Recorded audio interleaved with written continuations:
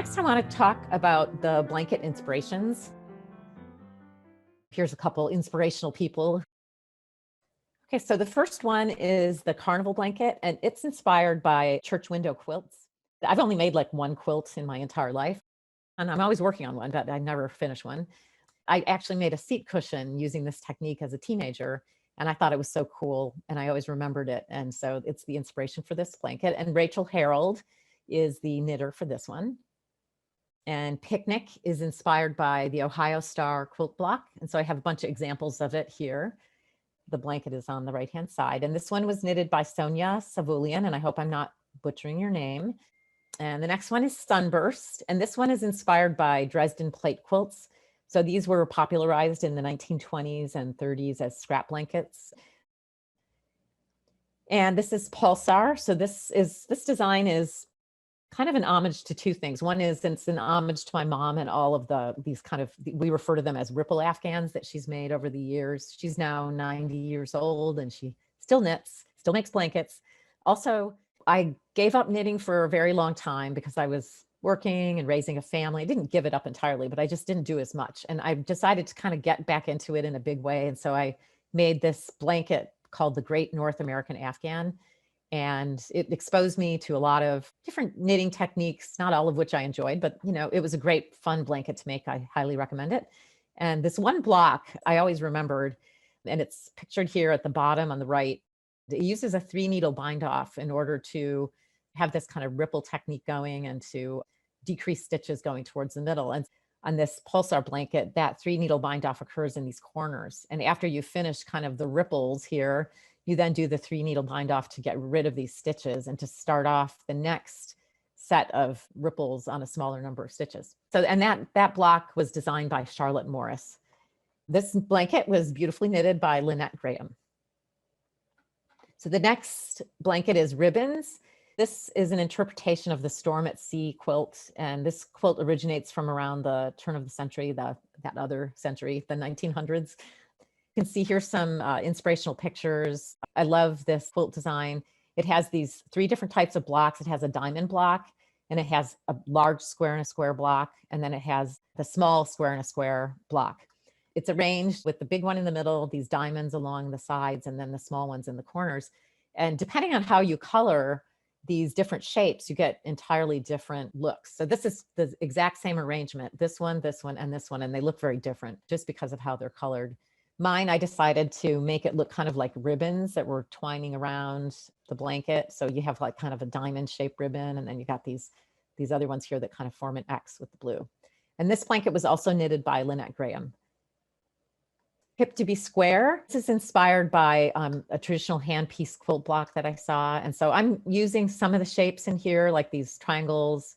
But when I got to the middle, instead of doing these stripes, I didn't like those that much. And so I decided to do these square inside a square. And then this block, this piece that I've outlined here, this is the knitted version of this, is that you're knitting from the inside out. And so then to make it a modular knit so that you don't have to do any sewing, instead of doing all these like little 9-patch blocks here, I decided to do a piece like this in between each inside out block that is outside in. So you pick up stitches on the edges of this block that's been completed, and there's a bunch of these blocks, right? And so in every gap, you pick up stitches around the edges, and then you work a square outside in. And so in that way, you don't have to do any sewing. And this blanket was knitted by Julie Anderson. The next 3 are by her as well. So this is Perpetual Motion. So this is a medallion quilt that's attributed to the Amish in Pennsylvania and Ohio. It's a mostly modular knit. Again, it was knitted by Julie Anderson, and it's in a couple of my favorite colors. Verdant is inspired by the Whirlwind quilt block, so which is pictured here on the left-hand side. And then this is my knittable interpretation of that. This was also knitted by Julie Anderson. This one's in a DK weight yarn by Lang.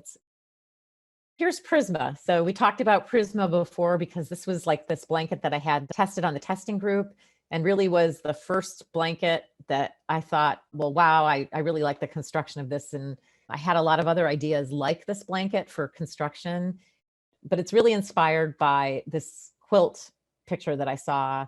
And so this is a Victorian crazy quilt.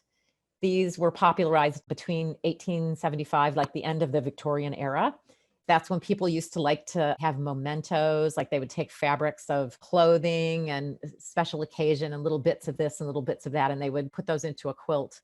And this one was also knitted by Julie Anderson.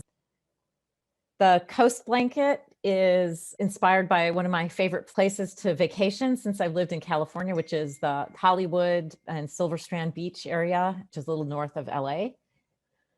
Echoing Escher is inspired by the beautiful and mind-bending creations of the Dutch artist MC Escher.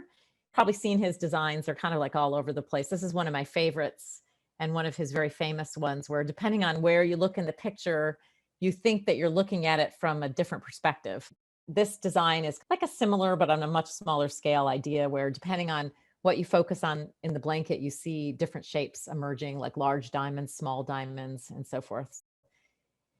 And this is Granada. This is inspired by the tile and ceramic works, the Alhambra in Granada, Spain.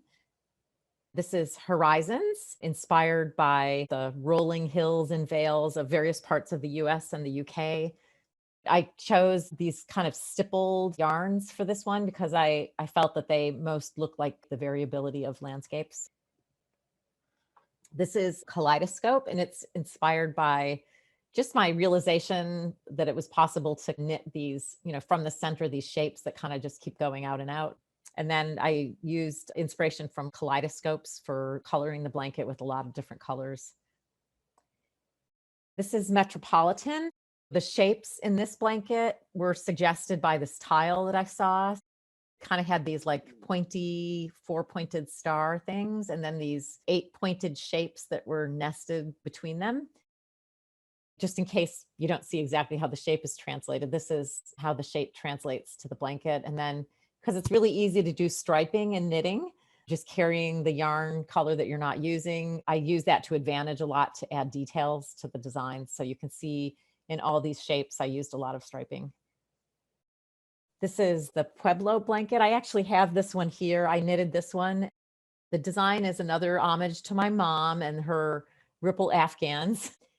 Uses a chevron stitch for part of the blanket, and the colors are inspired by the US Southwest.